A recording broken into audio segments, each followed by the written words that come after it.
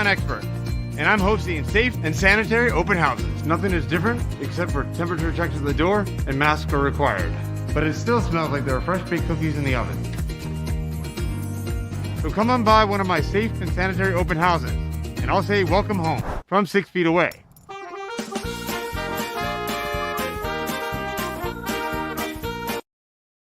This is Home to All, an all-inclusive real estate podcast with your host, Nicholas Acosta.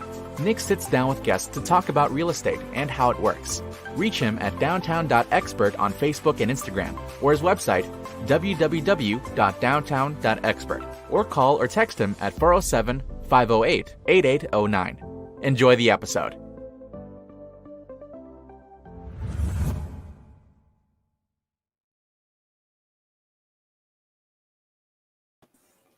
Hello, everybody. Good afternoon. This is Nicholas Acosta, your host of the podcast Home to All-Inclusive Real Estate Podcast, coming to you from St. Pete, Florida. Mike with Blanchard Insurance. Mike, how's it going over there, sir? Good. How you doing, Nick? Doing well. Welcome to. It's been a while, but it's there's justice for a while. It's been a while, and we'll talk about that and related to a mold claim of mine that I'm going through. How do you guys deal with that over there at Blanchard Insurance, or what do you recommend to your customers when they buy insurance policy? Well, good question. And I know we've talked about this off camera, and we were kind of, since we're involved with a claim that you have going on now with your new home. And I've always said, and you've heard me say this, that second to fire, water is almost just as bad. And it doesn't matter if it's a small water claim, a large water claim. It doesn't matter if it's a residential property, a single family home, a condo, a townhome, a commercial property. It does not discriminate. And there's a couple factors that really play into that. Number one is most water claims actually are kind of slow drips. They happen over time. Nobody really knows about it, especially when it comes to commercial properties, and I'll get into a few examples in just a second. But there a lot of times it's slow, and a lot of times people don't figure out what's going on. Sometimes for 24 hours, even a couple weeks, even a month or a couple months at a time. So that's a huge factor. Number two, the humidity in Florida keeps things naturally wet, even though we have some of the best HVAC systems down here in Florida to stay cool during the summer. We are the most humid state, and water does not dry up. Water sits. And number three, people do not realize that the inside of your home, and you're going to attest to this, is like a sponge. It soaks up water. It's not the masonry on the outside. It's not the siding of your house. Everybody's got drywall inside. They have laminate floors. They have, even though they're water resistant, water gets underneath them, buckles them up. But your home is a sponge, and you can literally lay water on a floor, about an inch of water, and within 24 hours, it's soaked up all the way to your ceiling. To give you and when I was talking about that slow drip, a couple of examples of where we've seen that, I've seen that especially on commercial property, is one time one of the worst claims we had was a building that we insure and we help out. I kind of managed the insurance on, and we had a water fountain that had been leaking over a period of a weekend, and it probably cost in excess of about $25,000 worth of damage just to the area where it leaked. And it had leaked actually down to the first story. It's a 3-story building, leaked down to the first story.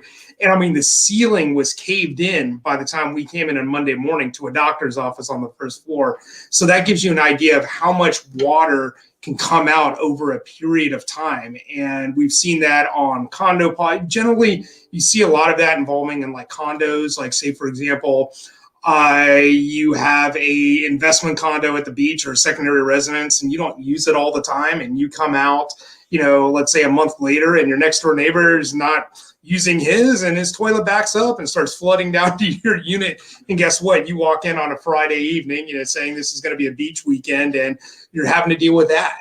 So that's, from our perspective of what we see a lot from. And like I said, I mean, it's as bad as any kitchen fire that we see. Water damage is right up there.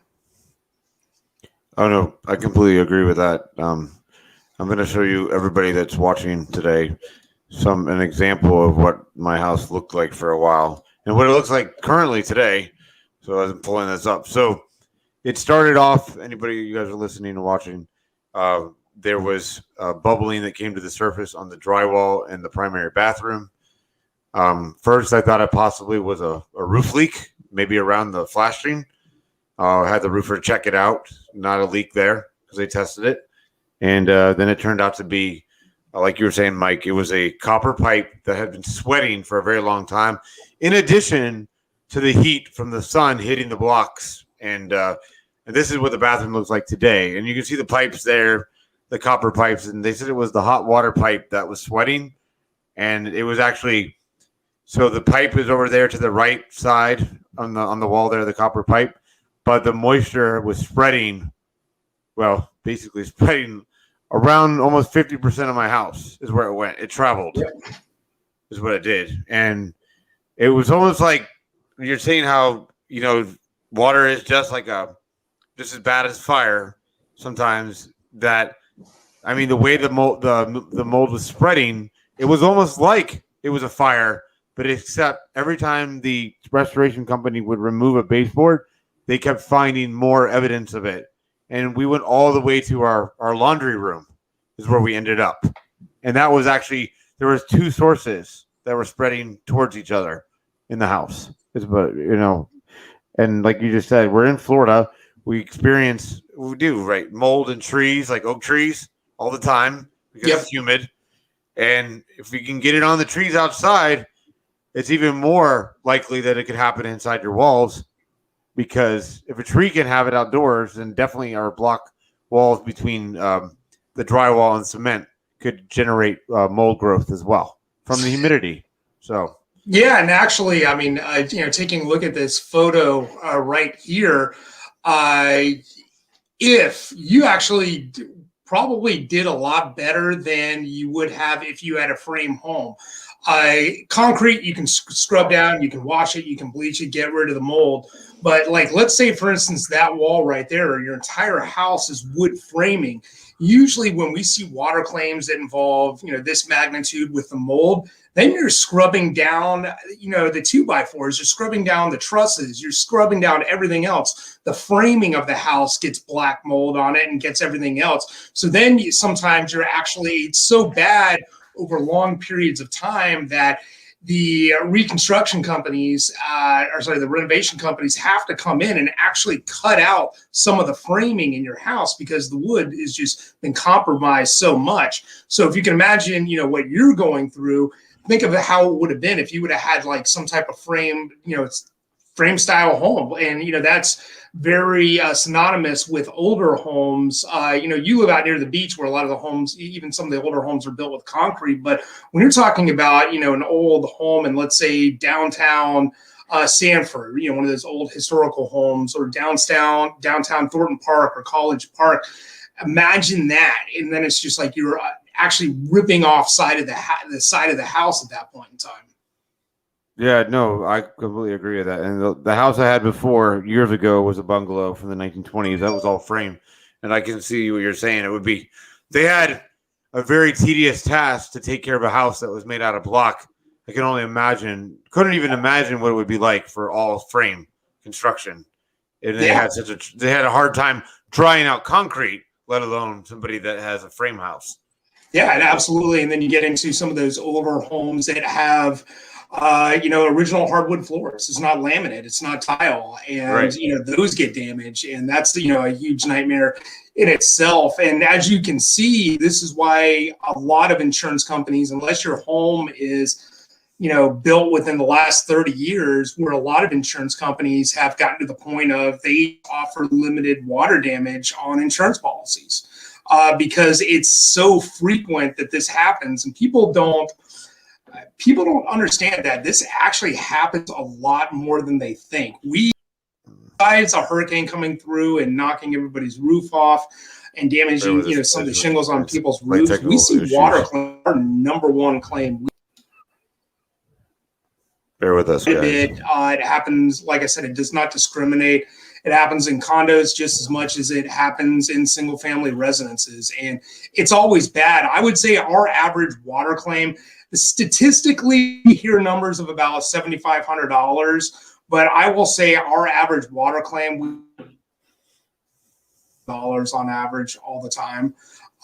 We've had it, and usually it occurs, strangely enough, it occurs when a new homeowner buys a home, and it occurs within the first 6 months of them owning the home. We've actually had a client, I remember years ago, up in Jacksonville, where literally she bought the home. She was due to move in about 2 days, and by the time she got the keys, within those 2 days, she had a massive toilet busted open and water spraying everywhere, a couple inches of water inside, a lot of the home. And it was probably like about a $30,000 claim. And like I said, it's just, I know you're going through this after purchasing this home within the last couple months, and it always seems to happen that way. And you don't really know. I mean, you can hire the best home inspector, the best plumbers in the world, but anything short of tearing apart a home, you could be buying into something that you don't know about. We've seen it on shower pans. We've seen major problems there. Bathrooms always a big issue. When it comes to shower pans, not putting proper green walls, behind the tile. We've seen moisture barriers. We've seen that all the time. And like I said, and it's not only the restoration, it's the dry out period.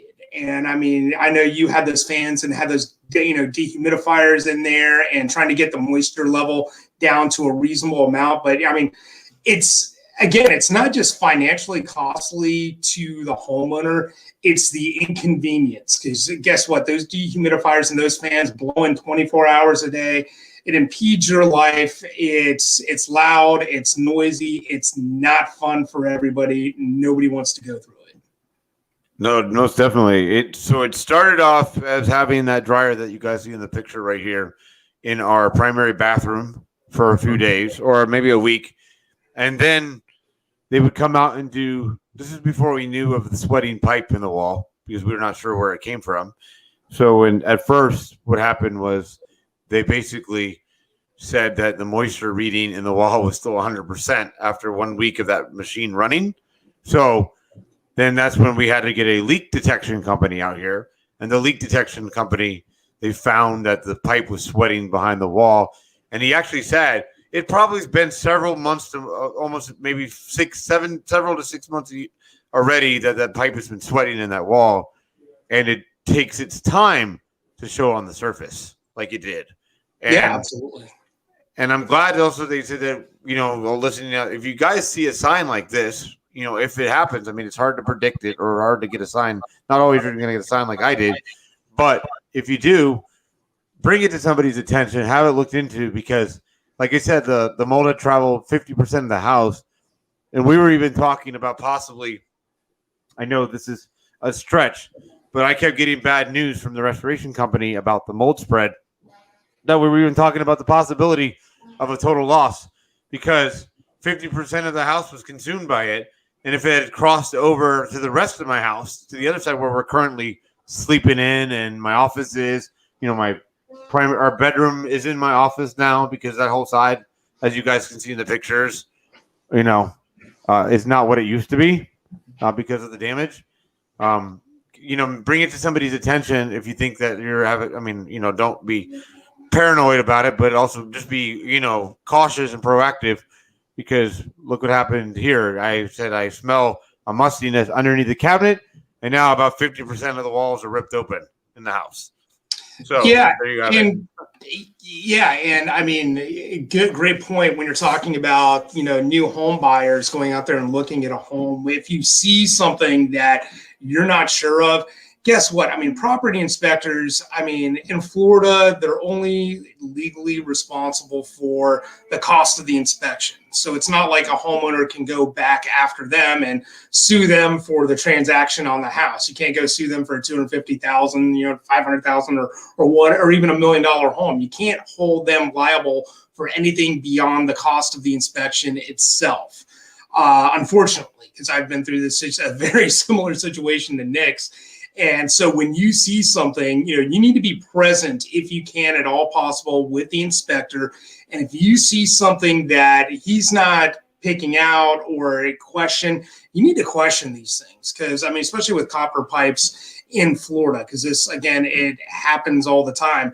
And in regards to what insurance policies cover the damage that the water causes. They're not going to come in and repipe your home. They're not going to even pay for a plumber to fix the pipe. They'll pay for things like water detection services, remediation, putting fans and dehumidifiers in there to clean up the mess. But they're not responsible for the actual defective piping in the house. That's considered a maintenance issue. Same thing with a roof. If your roof is old, you're actually supposed to replace it. Insurance is not a warranty program. But as you can see, like I said, this is a big issue. And what we've seen over the years is, a lot of this real estate that's being bought up, not necessarily right now, but I want to go back probably the last 5 years. A lot of these houses that have been flipped where the investor has come in and, put in new flooring, redone the kitchen and whatnot, and is flipping the house a year later or even months later and, increasing by $100,000. A lot of the work we're seeing that has been done is very aesthetic. It looks great from the outsider's perspective, new floors, new paint, coats of paint, but really how much work did they do into the systems of the house? Were they going behind the walls? Did they put up new drywall? Of course not. I mean, they're in it to make money. So when you're ever buying these houses that, have not been lived in over a year, stuff like this happens, and you really have to pay close attention when going in and getting a house, and having a realtor like Nick, bring up these questions for you and find out, because the last thing you want to do is like move into a home and have to go through this. That is not a joyous experience. We've seen a lot of homeowners buy into a home and then 6 months later, they're like, I can't believe this is happening to me. Last thing I want to do is buy this home. Well, guess what? Again, you can't go back and sue the home inspector. You're not going to get anything. It's hard to... It's not like a lemon law in Florida, like where you can just, your car is defective and they're turn it in. Going through the transaction of reversing that home transaction, from what I have heard from some of the best title attorneys in the business, is it's a lot of money and it's a lot of pain and hardship. And you don't want to have to go through that. You don't want to have to, let's say you bought a home for $200,000. Now you got another $50,000 in attorney's fees because you're trying to reverse this transaction. Going even on newer construction, going after builders and going after deep pockets like that, it's hard to do. And guess what? A lot of the times you see this, especially in these investor-owned properties, what they can do is they can subrogate and send you after these contractors, these subcontractors who worked on all these policies. And generally, bigger builders will actually do that. They'll say, okay, well, we're not responsible. It's a subcontractor. So go after and find all them. Here's their deck pages for their insurance, even if they're still in business. A lot of these subs, as you know, unfortunately, might not even have insurance, might have already left the state, could declare bankruptcy. You hear this all the time. So again, prevention in these cases is the best thing any homeowner can do, because after you go through it and continue to go through it, it's quality of life. It's not only the financial toll. That's what insurance is for, but it's your quality of life that you can't get back. No, completely agree. And on that note too, especially, so as you know, Mike, that we've entered the Downtown Expert Realties into the realm of property management, which we're hopefully getting our first lease signed for a year on one of them. I guess that's a good point to bring up here too, that when you go into a property that you're going to list, whether it's for sale or checking these things out, kind of be preventative, or because if, for instance, in my case, unfortunately, when I did do the inspection of the house, like Mike said, nobody rips the walls open, because then the homeowner that owns the house expects you to pay for it to put the walls back. And that's an expense. And they're going to say, no, we're not letting you rip your walls up because we don't have a guarantee you're buying the house. So that's one thing. But also, honestly, though, when I did walk through this house a couple of times, there wasn't any smell of mold. Now, I did mention that we had that one, nail that went through the pipe on the lower level of the wall. Yes. And there was no but that I thought that was the extent of it, and that it was just going to be contained to the bathroom.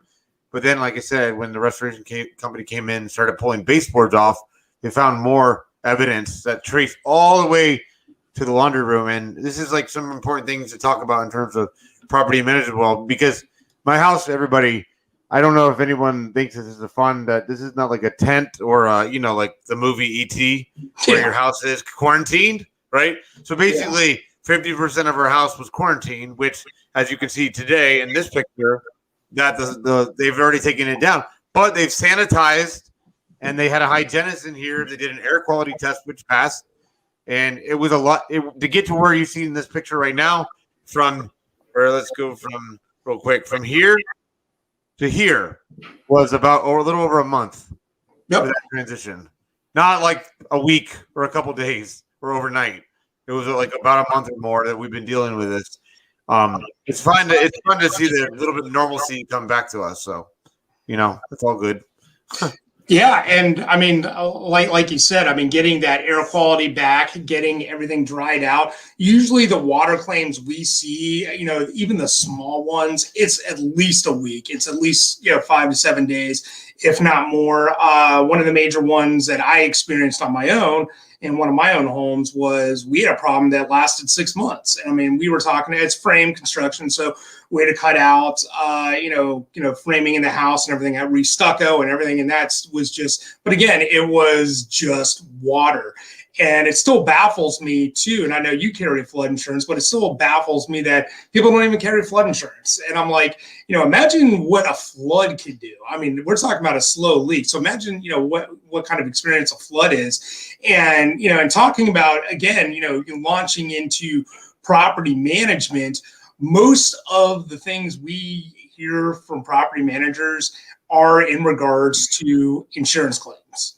And it's very important that if, whether, you work with Nick or you work with another property manager, always vet them and make sure they have good vendors that they work with, whether it's somebody like me on the insurance side or whether it's somebody like JT Restoration. Make sure they have those contacts, because the last thing you want to be doing is, and I noticed this too, I kind of picked this up through who was it, Hurricane Irma, that afterward, of course, we were getting an onslaught of claims, but sometimes they were from property managers, and we have a lot of foreign investors, and it was kind of the property manager was, putting it off on the homeowner who's over in Europe, saying, hey, well, go find a vendor to clean your house, or go find a JT Restoration, go find a Mike's on Seneca Blanchard Insurance, go find those people, blah, blah, blah. And I was kind of like, well, why isn't this property manager why don't they have the vendors that they go to? So it's very important that you use people like Nick who have vetted and have these vendors on hand 24/7. So when these issues, as a property owner, when these issues do pop up, they can be mitigated. Because again, if the problem goes unseen and untouched for a greater period of time, you're talking about, that damage could become $1,000 all the way up to $100,000 really quick the longer the water sits. And again, circling back around, I can't say it enough. It's like, it's as bad as fire. It is bad as fire. It definitely spreads like fire, the mold, for sure. It was getting, like I said, everybody listening, and I know you know this, Mike, the nerve-wracking, because every hour, the restoration company was calling me saying, oh, by the way, I think we suspect there's mold behind your stove. Oh, by the way, in your dining room, your living room. Oh, your other bedrooms, your second bathroom. We have to go check all the baseboards. But it was getting to a point where we were literally at the point where, the craziness of this whole thing made us go to stay in a hotel. I had a show listed in Orlando anyhow, so that wasn't a big deal. But we literally stayed in a hotel for a night because I literally had to get away from the situation for 24 hours and come back and reevaluate the situation, because I'm going from, hey, it's just your master bathroom that has a problem, your main bathroom has a problem, to, oh, by the way, you can't sleep in your bedroom anymore. Oh, by the way, you can't be in your living room. Oh, by the way, you can't be in your dining room. And then getting a call with an unknown saying, we have to check the rest of the house. If there is no problems on the rest of the house, you guys can stay at the house. If there is, you're going to have to figure out other living situations for the time being until we evaluate this. Basically, having to rip the drywall out for 100% of the house was what we were possibly looking at one point, because they weren't sure of how far it spread, because they said it had been in the wall. The moisture had been in the wall so long that they were afraid that it spread in the entire house. Like you're talking about how it could be up to $100,000 or more in damages for this house. Yeah, and like I said, I mean, it's gotten so bad in Florida. Like we even see it on hot water heaters. I mean, most insurance companies now are kind of like, hey, if the hot water heater, which is a major claim, I mean, it got so bad to a point where one insurance company was actually on new homeowners, when it's incentivizing the homeowner, they were like, here's $500, go get a new hot water heater, because we're going to have a claim statistically within the next 3 years that's going to be $20,000. So it makes more sense for us to give you $500 now as opposed to $20,000 down the road. So There's a lot of that, but it's gone literally. I mean, when you get into like water backup and sewer coverage, that's why they limit it to $5,000 in pretty much on any insurance policy now. You're seeing more limited water damage, and everybody needs to check their policy and make sure you have some. Never go without water damage. I don't care if it's limited. I don't care. Never exclude it, because stuff like this will happen, and it's a pain in the ass. And again, a lot of the insurance companies, it's gotten so bad. I mean, you have obviously, your 2% hurricane deductibles here in Florida. What I probably see coming down the pipe, unfortunately, is probably going to be a separate higher water deductible. I mean, they used to have that in the past where it's like, your standard deductible is $1,000, your hurricane was 2%. And then some companies said, well, your water deductible's got to be $5,000 because it's gotten so bad. And a lot of the plumbing in Florida in a lot of these houses, still copper pipes. I know you see the lawsuits involving cast iron pipes, which is not really that common, but it's more copper pipes. So when looking for houses and whatnot, you got to really look at these things. A hot water heater, how good does the toilet look? Unless you're going to move in and renovate immediately, I mean, you're really susceptible, to these things, and it's the nature, of the biz. And as you can see, I mean, and the most important thing is to get on it immediately. I mean, as soon as, Nick was telling me about this, I was like, let's get a restoration company in there immediately. Even if I have to call the owner of the company, I'm going to get somebody out there. Let's get this assessed. Let's get I know it's a pain in the ass. Let's get the blowers in there, the dehumidifiers. Let's get the moisture meters in there and start mitigating this as soon as possible. And I mean, when you have water at 100%, and I mean, these guys are going through with infrared cameras. They're looking at every inch of this house and taking moisture readings. And in Florida, I mean, you want to be below, from what I've studied, is about 9%. 9% humidity is kind of like standard. And usually what they compare everything to is kind of that 9% standard on water. You want to be below 9% humidity, because all homes in Florida are going to have some rate of humidity anyways. And then getting the mold down is especially important. And how they really test that is they test the air quality outside and compare it with what is inside your house. And as soon as they kind of balance those out, you're good. But even things like, like I said, we see a lot of mold and moisture issues with air conditioners. We see it in HVAC, ducts. Always check things like this when moving into a home, because again, I'm not trying to laugh here, but you don't want to go through it. And I can definitely empathize with Nick after going through about $100,000 claim of my own. So, no, it's definitely a learning experience. But if anything, the silver lining in all of this is that I'm even more aware of what the process of restoration is like with JT Restoration, as well as the insurance experience, and also how inconvenienced we had to be in the house. So now I'll be able to pass this experience on to my whether my property management clients when I manage their homes, or even the buyers I work with, even sellers when they go to buy, looking. This is what to look for. When you walk into a home, we live in Florida. If you smell like a musty smell, don't be afraid to question it, because maybe there's a slow sweating pipe behind the wall lurking, and you get on it right away. So not saying that you would request to rip the wall open up during the inspection period, but if you do move forward with the house and you buy it, I would have it looked into right away with like a leak detection company, which those people at leak detection companies, I don't know. To me, that they're like God, because when they come in there with their equipment to find a leak, I'm just impressed by what they do to find a leak. I would never know how to find a leak without. Well, we don't have the equipment. Number one, we don't have. That's not my skill set. But it's a godsend to me when they can find a leak like that. And he's like, "Yeah, right there, hot water pipe butting in the wall." Is what they say. Yeah, and again, you're hit the nail right on the head there. We were talking about, an ounce of prevention goes a long ways, and have your home inspector, if he's not going around with an infrared camera and checking the drywalls to check for moisture, require that he does it. If he won't do it, go out and get a remediation company, even if you got to spend a couple $100 to have them come out and take moisture readings, especially where you think there could be an issue, and they will find it. I mean, it's not that hard to find. If you think there's a possible leak in the house, hire a leak detection company, negotiate with the seller, whatever.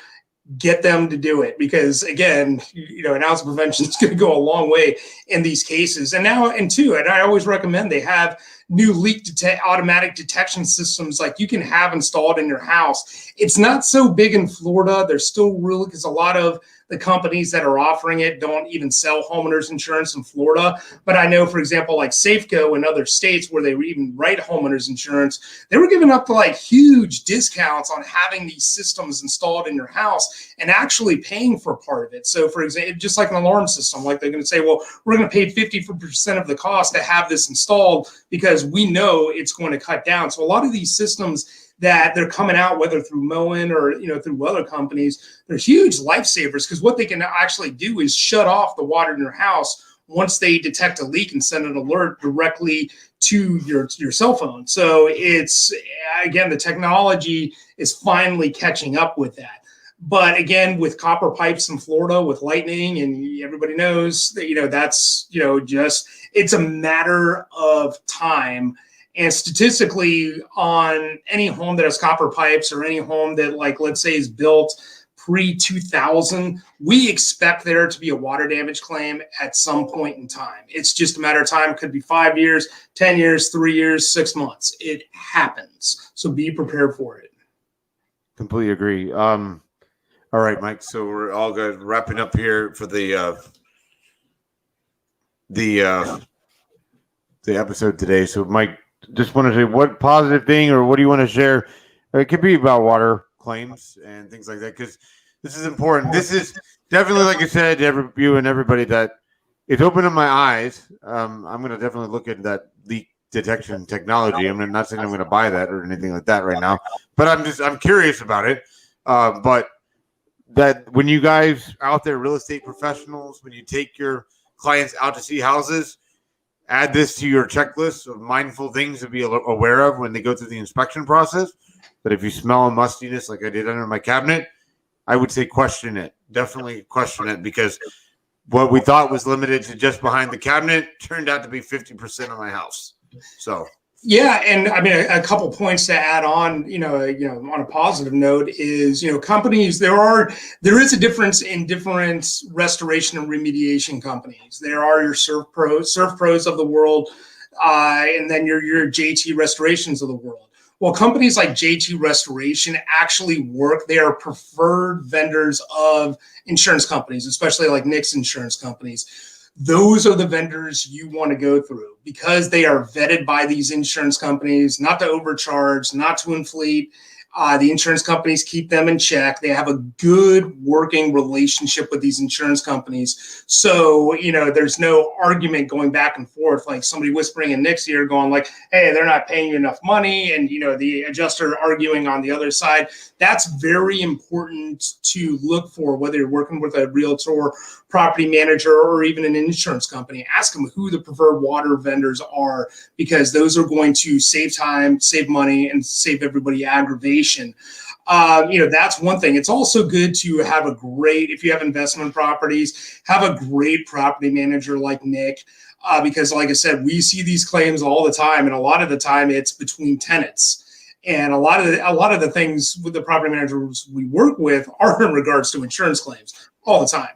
And also ask questions. If you have an insurance agent like ourselves who's actually working on your new home closing, send an inspection report to us. We have people here who have been in the real estate world. They're all insurance agents now, but some of them have been in mortgage, title, real estate, property management. We even have a guy who still has a general contractor's license on file. We can take a look at these inspections, and you got to remember, we're insuring thousands upon thousands of these homes per year. So we can take a look at it and say, hey, you know what, Nick, I saw a very similar situation on another house. Here's a couple red flags, just ask some questions. Or I can even reach out to somebody like JT Restoration and say, hey guys, Joe Taylor, can you take a look at this and let me know your thoughts on this? Is there something we can negotiate with the seller? Is it something, maybe they shouldn't even buy this house in the first place? So again, asking questions, and again, going back to that, everybody gets wowed by the aesthetic. They walk into an open home where 30 people are standing in line outside and take a look at it and go, it looks great. It looks like something that's on HGTV, but just don't get blinded by that. Do your research, I know you can't check behind the walls, do your inspections properly, and ask questions most importantly. Most definitely. My not just the only focus, there's many focuses when we get a report back, but definitely question it, especially if your inspector gets a very high reading of moisture in the walls, then that might be a red flag for you to be checked. I know when they did inspect mine, that wasn't the case, but like Joe Taylor Restoration and my plumbing company said that this just started happening. So it probably started happening right when I bought the house, the sweating, and there was nothing they could detect in advance. But if you do get an inspection and they have high readings of moisture in the walls, then you should definitely go one further step and maybe hire Joe Taylor to come out with their infrared cameras or get a leak detection company to verify there's not a leak in the wall. Because if you're reading 100%, more than likely there's water trickling inside the drywall. Oh yeah. Like again, that number is always your humidity and moisture readings need to be below 9% every time. If it's anything above that, you got water. And like I said, water is a fickle thing that it's anti-gravity. Your home is a sponge. It soaks it up. It can get all the way up to the ceiling. In commercial properties, we've seen it climb as high as like 3 stories in a building, if you can believe that, inside the drywall. And again, it does not discriminate. All right. Sounds good, Mike. Well, thank you, Mike, for being on. Absolutely. And thank you, everyone, for your patience while I got through this exciting, fun time. Sarcastically. No, it's all good, though. And that's the other thing I was going to say, and you can vouch for this, I'm sure, Mike, that, with over there at Blanchard, make sure you have the proper policy coverage, like Mike said before in this podcast and many times on the show, because I have the proper coverage that I'm able to get the 50% of the house that's damaged will be in the next couple of weeks, start the renovation process back to normal. And it's also having the right carrier. I know there's a lot of new carriers in the space. I know there's a lot of national brands coming into the state of Florida. I mean, you have a company that's like, a Florida-based domestic company. I don't like mention, carrier names on here, but when you have a Florida-based domestic carrier who's been in Florida doing business over 10 years, they have seen all this. They have done all this. They have the partners. You got to be skeptical of insurance companies that are, number one, new in business and new to Florida, because a lot of the time they don't know how to handle this. And some of those companies I could have seen coming back to Nick and saying, well, guess what? You just bought this house. It was probably from the previous owner. It's previous existing damage. We're not going to cover it. Nick, you're high and dry. See you later. That happens more than people think. So when you're vetting an insurance company, I always go back to my rule of standards. And, my rule of thumb here is make sure the company's been in Florida operating for at least 10 years. You're better off with a Florida regional company as opposed to somebody who's a huge conglomerate, has new to Florida, or they're a startup company. And it's easy to find those things out. You can ask an insurance agent. You can go online and do your research. Because again, you want somebody who's tried and true. Because I could see, like in Nick's case, there are some insurance companies out there, unfortunately, that they could have tried to use the argument that, hey, it's a newer home that you just bought, it's pre-existing damage, it's a slow leak. that should have been detected. Therefore, you're on your own, Nick. So I'm glad, you have the right insurance, you have the right coverage, and that's the most important thing at the end of the day. Awesome. Couldn't agree more. All right, Mike. Well, everyone, thank you. And Mike, thank you again for being on today.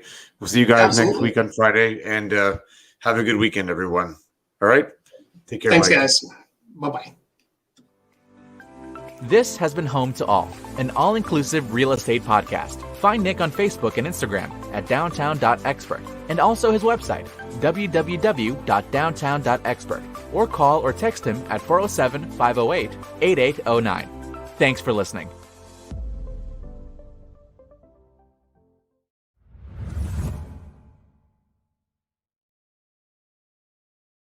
No one knows what the future holds, but if a new house is in your future, I can help from a safe distance. I'm Nick Acosta, your downtown expert, and I'm hosting safe and sanitary open houses. Nothing is different except for temperature checks at the door and masks are required. But it still smells like there are fresh baked cookies in the oven. So come on by one of my safe and sanitary open houses, and I'll say welcome home from 6 feet away.